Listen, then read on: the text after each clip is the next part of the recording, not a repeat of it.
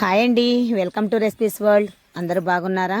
ఈరోజు మనం ఎంతో టేస్ట్గా ఉండే కోడిగుడ్డుతోటి వెరైటీగా ఫ్రై చేసుకుందామండి. ఇందుకు కావాల్సింది ఒక 4 గుడ్లండి.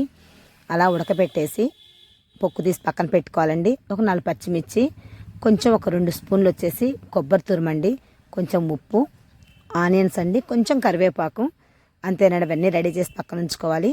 ఇప్పుడు మనం ఒక మిక్సీ జార్ తీసుకొని పచ్చిమిర్చి మనం ముందుగా కొబ్బరి తురుము పక్కన పెట్టుకున్నాం కదా, అది కూడా వేసేసి కొంచెం ఆనియన్స్ కూడా వేసేసి ఒక స్పూన్ వచ్చేసి సాల్ట్ వేసుకోవాలండి, ఉప్పు వేసేసుకోవాలి. ఓకే అండి. ఇది బాగా మెత్తగా కాకుండా కొంచెం కోసుగా గ్రైండ్ చేసుకోవాలి. చూసారా, అలా కోసుగా చేసుకోవాలి. మెత్తగా అయిపోతే పేస్ట్ లాగా ఏం బాగోదు. ఓకే, ఇప్పుడు మనం ముందుగా చూపించిన గుడ్లని ఒక దారం సాయంతో పీసెస్గా కట్ చేసుకోవాలండి. చాక్తో కూడా చేసుకోవచ్చు, కానీ ఇంత పర్ఫెక్ట్గా రావండి. అందుకని నేను దారంతో ట్రై చేస్తాను. ఎప్పుడు చాలా బాగా వస్తాయి. చూసారు, మనకి ఎన్ని ముక్కలు కావాలంటే అన్నీ కట్ చేసుకోవచ్చు అనమాట. చిన్న చిన్న పీసెస్గా కట్ చేసుకోవచ్చు.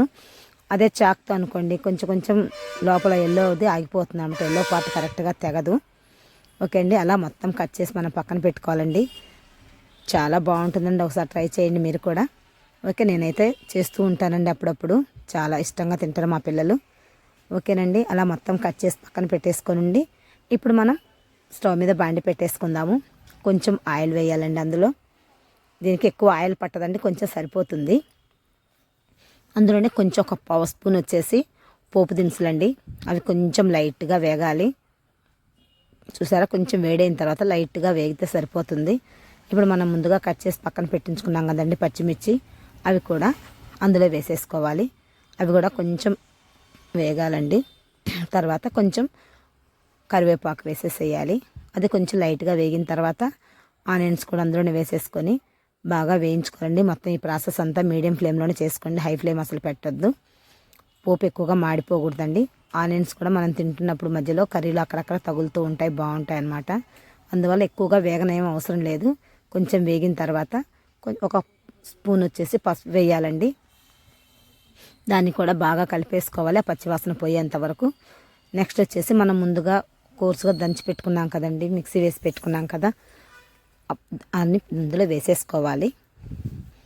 ఆ పచ్చివాసన పోయేంత వరకు బాగా వేయించుకోవాలండి. ఇప్పుడు లో ఫ్లేమ్లో పెట్టేసుకొని బాగా కలిపేసుకొని మూత పెట్టేసుకోవాలండి. ఒక 5 మినిట్స్ అలాగే వేగనివ్వాలి. వాటర్ అదేమి ఏమైనా అవసరం లేదండి. చూసారా, అలా వేగుతూ ఉండిద్ది. దాంట్లో కొంచెం కూడా తడి లేకుండా బాగా పొడి పొడిగా వేగేంత వరకు మధ్య మధ్యలో కలుపుతూ చూసుకుంటూ అట్లా వేయించుకోవాలండి. చూసారా, కొంచెం కూడా వాటర్ లేకుండా బాగా వేగిపోయింది.